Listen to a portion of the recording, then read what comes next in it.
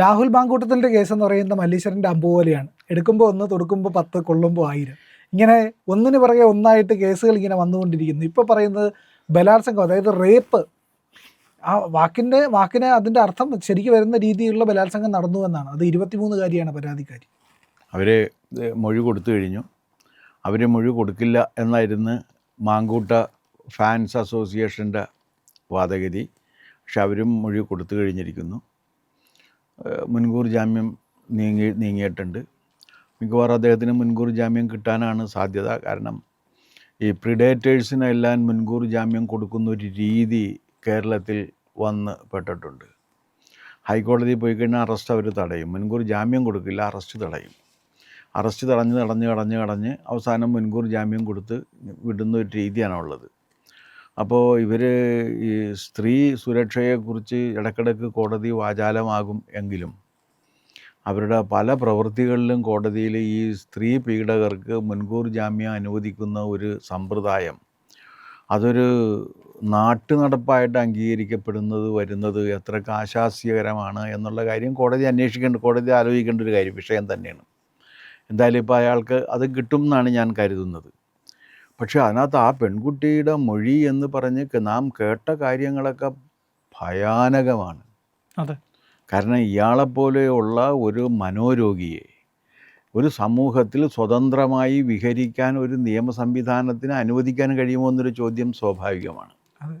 അതാണ് ഇതിനകത്ത് ചോദിക്കാനുള്ള ചോദ്യം. കാരണം 17 പേര് ഇങ്ങനെ ചെയ്തിട്ടുണ്ട് എന്നാണ് ഇപ്പോൾ കേൾക്കുന്ന ഒരു രീതി. എന്തായാലും ശരിയാണ്, KPCC ഭാരവാഹികളെ വിളിച്ച് ചോദിച്ചു കഴിഞ്ഞാൽ അന്വേഷണ ഉദ്യോഗസ്ഥർക്ക് ഈ 17 പേരുടെ പേര് വിവരവും കിട്ടും. കാരണം ഈ 17 പേരും KPCCക്ക് പരാതി നൽകിയിട്ടുള്ളവരാണ്. അതൊന്നും കിട്ടിയിട്ടില്ല എന്നൊക്കെ അവർ പറയുന്നത് വെറുതെ നുണ തന്നെയാണ്, കളവാണ് അവരെ പറയുന്നത്. ആ 17 പേരും ഇതൊക്കെ നൽകിയിട്ടും ഇപ്പോൾ കേൾക്കുന്നത് ഇനി I want to rape you, എനിക്ക് നിന്നെ ബലാത്സംഗം ചെയ്യണം എന്ന് പറഞ്ഞ് നിൽക്കുന്ന ഒരുവൻ, അത് കഴിഞ്ഞിട്ട് എനിക്ക് നിന്നിലൊരു കുട്ടി വേണം എന്ന് പറഞ്ഞ് അവളെ പ്രലോഭിപ്പിക്കുന്ന അതെല്ലായിടത്തും പറയുന്നുണ്ട്. എല്ലായിടത്തും. അപ്പോൾ അയാൾ അപകടം പിടിച്ച ഒരു മനോരോഗിയാണ്. ആ അപകടം പിടിച്ച ഒരു ചിത്തരോഗിയെ വളരെ നിർബാധം, ഒരു ബാധയും ഇല്ലാതെ നിർബാധം നമ്മുടെ സമൂഹത്തിൽ ഇറങ്ങി നടക്കാൻ അനുവദിക്കുന്നൊരു സാഹചര്യം എത്രയ്ക്ക് ആശാസ്യമാണ് എന്ന് ചോദിക്കാതിരിക്കാൻ നമുക്ക് സാധ്യമല്ല. കാരണം ഇങ്ങനെയുള്ളവരെ പിടിച്ച് ചങ്ങലക്കിട്ട് നിർത്തേണ്ടതാണ്. ആ ചങ്ങലക്കിടേണ്ടവർ ചങ്ങലക്കിടുന്നില്ല എന്നുള്ളതാണ് മഹാകഷ്ടം ഇപ്പോൾ സംഭവിക്കുന്നത്. കാരണം അയാളുടെ അവകാശങ്ങൾ സംരക്ഷിക്കപ്പെടണം എന്നാണ് പറയുന്നത്. പക്ഷെ അയാൾ ഇറങ്ങി നടന്നാൽ ഉണ്ടാകാവുന്ന അനിഷ്ടങ്ങളെക്കുറിച്ചും അയാൾ ഇറങ്ങി നടന്നാൽ ഉണ്ടാകാവുന്ന അപകടങ്ങളെക്കുറിച്ചും നമ്മുടെ കോടതികൾ വേണ്ടത്ര വിലയിരുത്തുന്നില്ല എന്നുള്ളതാണ്. ഇയാളിപ്പോൾ ഒരു പ്രിഡേറ്ററാണ്, ഹീസ് എ ക്രിമിനൽ. അയാളൊരു കുറ്റവാസന അയാളുടെ ജന്മസിദ്ധമായി കിട്ടിയിട്ടുള്ള ഒരാളാണ്. അപ്പോൾ അങ്ങനെയുള്ള ഒരാൾ നമ്മുടെ സമൂഹത്തിൽ സ്വതന്ത്രമായിട്ട് വ്യവഹരിച്ചുകൊണ്ടിരിക്കുന്നു എന്നാണ് ഇപ്പോൾ ഇതിൽ നിന്ന് നമുക്ക് വ്യക്തമാകുന്ന ഒരു കാര്യം. ഇങ്ങനെ വന്നിട്ടും അയാൾക്ക് വേണ്ടി സുരക്ഷ ഒരുക്കാനും അയാൾക്ക് വേണ്ടി തർക്കിക്കാനും അയാൾക്ക് വേണ്ടി വാദിക്കാനും നമ്മുടെ നാട്ടിലെ ആളുകൾ ഇറങ്ങിത്തിരിക്കുകയാണ്. അതും കൂടി ആലോചിക്കണം. അത് കാരണം ഇയാൾ ഇതാണ് എന്ന് പറയുമ്പോൾ ചില സിനിമാ താരങ്ങളൊക്കെ വന്നിട്ട് അത് സ്ത്രീ മാത്രം വിചാരിച്ചാൽ, അല്ല പുരുഷൻ മാത്രം വിചാരിച്ചാൽ വ്യഭിചാരം നടക്കില്ല. വ്യഭിചാരത്തെക്കുറിച്ചല്ല പറയുന്നത്, അതവർക്ക് മനസ്സിലാകുന്നില്ല. ബലാത്സംഗത്തെക്കുറിച്ചാണ് പറയുന്നത്. വ്യഭിചാരം വേറെ, ബലാത്സംഗം വേറെ. ഇതിനെക്കുറിച്ച് അഭിപ്രായം പറഞ്ഞ 2-3 സിനിമാ നടികളുണ്ട്. അവരൊക്കെ ഈ ചെറിയ വേഷങ്ങളിലൊക്കെ അഭിനയിച്ച് സിനിമയിലൊക്കെ നിൽക്കുന്നവരാണ്. അപ്പോൾ അവർ പറയുന്നത് കേട്ട് കഴിഞ്ഞാൽ ഇത് വ്യഭിചാരമല്ല, ബലാത്സംഗമാണ്. രണ്ടും രണ്ടാണ്. അതിൽ നമ്മുടെ നിയമം പറയുന്നൊരു കാര്യമുണ്ട്. ഒരു സ്ത്രീ സമ്മതമില്ല എന്ന് സ്ത്രീ പറഞ്ഞാൽ അതിനകത്ത് സമ്മതമില്ല എന്നാണ് നിയമം പറയുന്നത്. എന്ന് മാത്രമല്ല, സ്ത്രീയുടെ പാസ്റ്റ് അന്വേഷിച്ചിട്ട് അതിനെക്കുറിച്ച് വിശകലനം നടത്താനും പാടില്ല, കോടതിയിൽ അത് പറയാനും പാടില്ല എന്ന് നിയമത്തിലുണ്ട്. ഇതൊക്കെ മാറ്റിവെച്ചുകൊണ്ടാണ് പലപ്പോഴും വിചാരണ കോടതിക്കും മുകളിലുള്ള കോടതിയുമെല്ലാം സ്ത്രീ പീഡന കേസുകൾ കൈകാര്യം ചെയ്യുന്നത് എന്നതാണ് വസ്തുത. കുറേ കൂടി കർശനമായൊരു നിലപാട് ഈ കാര്യത്തിൽ നമ്മുടെ കോടതികൾ സ്വീകരിക്കണം എന്നാണ് പലപ്പോഴും തോന്നിയിട്ടുള്ളൊരു കാര്യം. ഇപ്പോൾ രാഹുൽ മാങ്കൂട്ടത്തിൽ ഇങ്ങനെ വന്നതാണ്. പക്ഷേ രാഹുൽ മാങ്കൂട്ടത്തിലിന് വേണ്ടിയിട്ട് ഇറങ്ങുന്ന സൈബർ പോരാളികൾ, അവർ എന്ന് പറഞ്ഞു കഴിഞ്ഞാൽ വാക്കുകൾ കൊണ്ട് മാങ്കൂട്ടത്തിന് ആരെങ്കിലും എതിർക്കുന്നുണ്ടെങ്കിൽ അവരെ വ്രണപ്പെടുത്തുന്നു എന്നല്ല, അവരെ മുറിവേൽപ്പിച്ച് വീഴ്ത്തി, അവരെ വെട്ടി വീഴ്ത്തി, അശ്ലീല പദങ്ങൾ ഉപയോഗിച്ച്, അവരുടെ മാതാപിതാക്കളുള്ള ജനനേന്ദ്രിയങ്ങളെ അഭിസംബോധന ചെയ്തുകൊണ്ടുള്ള ഭാഷ ഉപയോഗിച്ചിട്ട് അങ്ങനെ ആരെങ്കിലും മാങ്കൂട്ടത്തിന് വന്നു കഴിഞ്ഞാൽ അവരെ വെട്ടി വീഴ്ത്തുകയാണ്. ഇതിൻ്റെ ലക്ഷ്യം എന്താണെന്ന് വെച്ചാൽ, ഇത്തരത്തിൽ സ്ത്രീകളെ പീഡിപ്പിക്കുന്നവർക്കെതിരെ പീഡിപ്പിക്കപ്പെട്ടിരിക്കുന്ന ഒരു സ്ത്രീയും പരാതിയുമായിട്ട് വരാതിരിക്കണമെന്നാണ് ഇവരുടെ ലക്ഷ്യം. അതെ, ഇതിൻ്റെ ലക്ഷ്യം അതാണ്. സജി പറഞ്ഞ രീതിയിൽ അഭിപ്രായ സ്വാതന്ത്ര്യമാണ്, കുന്തമാണ്, കുടച്ചക്രമാണ് എന്നൊക്കെ പറഞ്ഞുകൊണ്ടാണ് പലപ്പോഴും കോടതികൾ അതിനെ സമീപിക്കുന്നത്. ഇത് അഭിപ്രായ സ്വാതന്ത്ര്യത്തിൻ്റെ കാലമല്ലേ, അഭിപ്രായ സ്വാതന്ത്ര്യമല്ലേ? അഭിപ്രായ സ്വാതന്ത്ര്യം എന്ന് പറഞ്ഞാൽ വാക്കുകൾ കൊണ്ട് ആളുകളെ വെട്ടി മുറിവേൽപ്പിച്ച് അവരെ അഭിപ്രായം പറയാനുള്ള അവരുടെ അവകാശത്തെ ഹനിക്കുന്ന വിധത്തിലാക്കി തീർക്കുന്ന ഒരു സമ്പ്രദായം ക്രിമിനൽ കുറ്റം തന്നെയില്ലേ? തീർച്ചയായും അതൊരു ക്രിമിനൽ കുറ്റമാണല്ലോ. അതെങ്ങനെയാണ് അഭിപ്രായ സ്വാതന്ത്ര്യത്തിൻ്റെ മാത്രം ഇതാകുന്നത്? അഭിപ്രായ സ്വാതന്ത്ര്യം നിങ്ങൾക്കുണ്ടെങ്കിൽ നിങ്ങൾക്ക് അത് പറയാനുള്ള അഭിപ്രായം ഉള്ളപ്പോൾ ഞാൻ അതിനെതിര് പറഞ്ഞു കഴിഞ്ഞാൽ എന്നെ സംഘം ചേർന്ന് ആക്രമിച്ചുകൊണ്ടും ഞാൻ മേലിൽ ഇതിനെതിരെ യാതൊന്നും മിണ്ടരുത് എന്നുള്ള അവസ്ഥ സൃഷ്ടിക്കുന്നത് ഒരുതരം റൗഡീസമല്ലേ? ആ റൗഡികളാണ് ഇപ്പോൾ നമ്മുടെ സോഷ്യൽ മീഡിയയിൽ ഇരുന്നുകൊണ്ട് ഇത് സ്ത്രീകൾക്കെതിരെ അവരെ അധിക്ഷേപിച്ചുകൊണ്ടിരിക്കുന്നത്. അപ്പോൾ ഈ സോഷ്യൽ മീഡിയ റൗഡീസം അതാണ് ഇന്ന് അഭിപ്രായ സ്വാതന്ത്ര്യമായിട്ട് പറയുന്നത്. ആ അഭിപ്രായ സ്വാതന്ത്ര്യമാണ് കോടതികൾ ശരിവെക്കുന്നതും. അത് വലിയ അപകടം പിടിച്ചതാണ്. അഭിപ്രായ സ്വാതന്ത്ര്യത്തിനും ഒന്നാമത്തെ കാര്യം, നമ്മുടെ ഭരണഘടന യാതൊരു നിയന്ത്രണവുമില്ലാത്ത അഭിപ്രായ സ്വാതന്ത്ര്യം അംഗീകരിച്ചിട്ടില്ല. അത് റെസ്ട്രിക്റ്റഡ്, അത് നിയന്ത്രണമുണ്ട്. നിയന്ത്രണം വേണം, വാക്കിൽ നിയന്ത്രണം വേണം.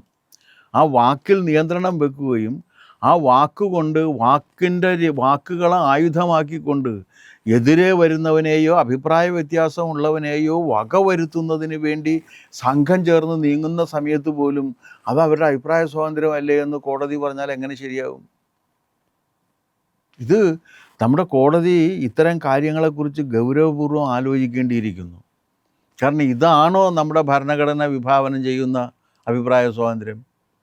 ഇപ്പോൾ ജീവിക്കാനുള്ള അവകാശം എന്ന് പറഞ്ഞു കഴിഞ്ഞാൽ എനിക്ക് മാത്രം ജീവിക്കാനുള്ള അവകാശമല്ല. ഇവിടെ മനുഷ്യാവകാശം എന്ന് പറഞ്ഞാൽ മനുഷ്യൻ്റെ പ്രാഥമികമായ അവകാശം ജീവിക്കാനുള്ള അവകാശമാണ്. ആ ജീവിക്കാനുള്ള മനുഷ്യാവകാശത്തെ ധ്വംസിക്കുന്ന ഭീകരവാദികൾക്ക് മനുഷ്യാവകാശം ഉണ്ടെന്ന് ഓർമ്മിപ്പിക്കുന്ന കോടതി യഥാർത്ഥത്തിൽ എന്താ ചെയ്യുന്നത്? ഇത് തന്നെയാണ് ഈ അഭിപ്രായ സ്വാതന്ത്ര്യത്തിൻ്റെ പേരിലും വരുന്നത്. ഇപ്പോൾ രാഹുൽ മാങ്കൂട്ടത്തിലിനെ വിമർശിച്ചു കഴിഞ്ഞാൽ ഏതൊക്കെ തരത്തിലാണ് വരുന്നതെന്നറിയാമോ? ഞാനിത് അനുഭവിക്കുന്ന ഒരാളാണ്. സോഷ്യൽ മീഡിയയിൽ എൻ്റെ മാതാപിതാക്കളുടെ ജനനേന്ദ്രിയങ്ങളെ അഭിസംബോധന ചെയ്തുകൊണ്ട്, എൻ്റെ ഭാര്യയുടെ ചാരിത്രത്തെ വെല്ലുവിളിച്ചുകൊണ്ട് ഒക്കെയാണ് ഇതിനകത്ത് എഴുതുന്നത്. അത് അഭിപ്രായ സ്വാതന്ത്ര്യമാണ് എന്നാണ് കോടതി പറയുന്നത്. അതുകൊണ്ടാണ് പോകാത്തത്. കാരണം ഇതിനെതിരെ കോടതിയിൽ പോയി കഴിഞ്ഞാൽ അതൊക്കെ അഭിപ്രായ സ്വാതന്ത്ര്യത്തിൻ്റെ ഭാഗമല്ലേ എന്നാണ് പറയുന്നത്. അതെങ്ങനെയാണ് ശരിയാകുന്നത്? അപ്പോൾ അഭിപ്രായ സ്വാതന്ത്ര്യം എന്ന് പറഞ്ഞു കഴിഞ്ഞാൽ സംഘം ചേർന്ന് ആളുകളെ വാക്കുകൾ കൊണ്ട് മുറിവേൽപ്പിച്ച് അവരെ നിരായുധരാക്കി നിശബ്ദരാക്കി ഇരുത്തുന്നതിനുള്ള ആസൂത്രിത ശ്രമത്തെ അഭിപ്രായ സ്വാതന്ത്ര്യം എന്ന് പറയാൻ പറ്റില്ല. പക്ഷെ പലപ്പോഴും അതാണ് ഇവിടെ സംഭവിച്ചുകൊണ്ടിരിക്കുന്നത്. മാങ്കൂട്ടത്തിനൊക്കെ അതിൻ്റെ സുരക്ഷ കിട്ടുന്നുണ്ട് എന്നുള്ളതാണ്. മോബ് വയലൻസ് പോലെയല്ലേ ഇത്? മോബ് വയലൻസിനേക്കാൾ, ലിഞ്ചിങ്ങിനേക്കാൾ കഷ്ടം, അതിനേക്കാൾ കഷ്ടമാണിത്. അവർ ഒരു സംഘം ചേർന്നിങ്ങനെ വന്നിട്ട് ആക്രമിക്കുകയാണ്. അത് ഒരു പ്രത്യേക വിഭാഗത്തിൽപ്പെട്ടവരാണ്. അതിപ്പോൾ ഞാൻ അതിൽ കൂടുതലൊന്നും പറയുന്നില്ല. ഒരു പ്രത്യേക വിഭാഗത്തിൽപ്പെട്ടവരാണ് ഇതിനു വേണ്ടി ഇറങ്ങിത്തിരിക്കുന്നത്. രണ്ടും അവരിങ്ങോട്ട് വന്നിട്ട് പറയുകയാണ്. എന്നുവെച്ചാൽ ഞങ്ങൾ ആരും ഒന്നും ചെയ്യാൻ പോകുന്നില്ല എന്ന് പറഞ്ഞാൽ അശ്ലീലം ഉപയോഗിക്കുന്നു. അപ്പോൾ ഈ മാങ്കൂട്ടത്തിലിൻ്റെ പ്രശ്നം യഥാർത്ഥത്തിൽ നമ്മുടെ സമൂഹത്തിൽ ഇന്ന് വളർന്നുകൊണ്ടിരിക്കുന്ന ഈ അഭിപ്രായ സ്വാതന്ത്ര്യത്തിൻ്റെ പേരിൽ നടക്കുന്ന അരാജകത്വവും ലൈംഗിക അരാജകത്വവും എങ്ങനെ നിയന്ത്രിക്കണം, അതിൽ കോടതി ഏതു തരത്തിൽ ഇടപെടണം എന്ന കാര്യം കൂടി ഈ സന്ദർഭത്തിൽ നമ്മൾ ആലോചിക്കേണ്ടതുണ്ട് എന്നാണ് എനിക്ക് തോന്നുന്നത്. പ്രിയപ്പെട്ട പ്രേക്ഷകരെ, വളരെ പ്രധാനപ്പെട്ട ഒരു കാര്യം എനിക്ക് നിങ്ങളോട് പറയാനുണ്ട്. ദേശീയ താല്പര്യം മുൻനിർത്തി ഇന്ത്യ ഫസ്റ്റ് എന്ന പോളിസി, രാജ്യമാണ് ഏറ്റവും പ്രധാനം എന്നുള്ള മുദ്രാവാക്യത്തോടെയാണ് ഞങ്ങൾ ഇന്ത്യ ലൈവ് ചാനൽ പ്രവർത്തനം ആരംഭിച്ചത്. രാജ്യത്തിന് വേണ്ടി മറ്റെന്തും മറന്ന് പ്രവർത്തിക്കുക എന്നതാണ് ഇന്ത്യ ലൈവ് മുന്നോട്ട് വെക്കുന്ന ആശയം. ഞങ്ങളുടെ വാർത്തകൾ കണ്ടാലറിയാം, മറ്റു മാധ്യമങ്ങൾ മറച്ചു വെക്കുന്നതും പറയാത്തതും വളച്ചൊടിക്കുന്നതുമായ വാർത്തകൾ ഞങ്ങൾ നിങ്ങളിലേക്ക് എത്തിച്ചുകൊണ്ടിരിക്കുകയാണ്. സമീപകാലത്തുണ്ടായ നിരവധി സംഭവങ്ങൾ, ഇങ്ങനെ മറ്റു മാധ്യമങ്ങൾ തമസ്കരിച്ച വാർത്തകൾ ഞങ്ങളാണ് പ്രേക്ഷകരിലേക്ക് എത്തിച്ചത്. ഇത് രാജ്യത്തോടുള്ള ഞങ്ങളുടെ വിട്ടുവീഴ്ചയില്ലാത്ത കമ്മിറ്റ്മെൻറ്റിൻ്റെ ഭാഗമാണ്.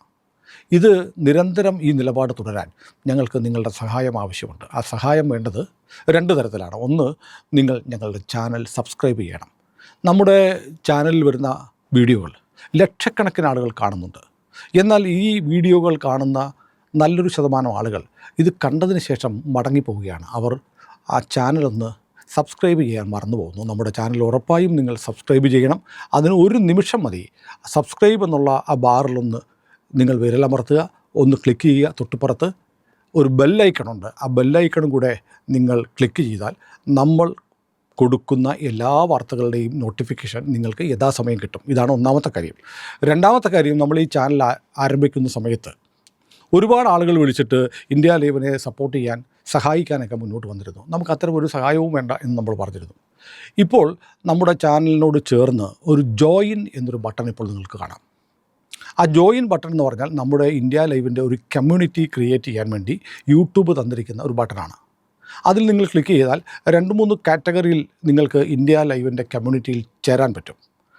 താല്പര്യമുള്ളവർ, കഴിവുള്ളവർ, ഇന്ത്യ ലൈവിനെ സഹായിക്കാനും സപ്പോർട്ട് ചെയ്യാനും ആഗ്രഹമുള്ളവർ, ഞങ്ങളെ നിലനിർത്തണമെന്ന് ആഗ്രഹമുള്ളവർ, ഞങ്ങൾ നിലനിൽക്കണമെന്ന് ആഗ്രഹിക്കുന്നവർ ദയവായി സബ്സ്ക്രൈബ് ചെയ്ത് ബെല്ലൈക്കൺ അമർത്തുന്നതിനൊപ്പം കഴിയുമെങ്കിൽ ആ ജോയിൻ ബട്ടൺ കൂടി അമർത്തിയാൽ വലിയ സഹായമായിരിക്കും അത്.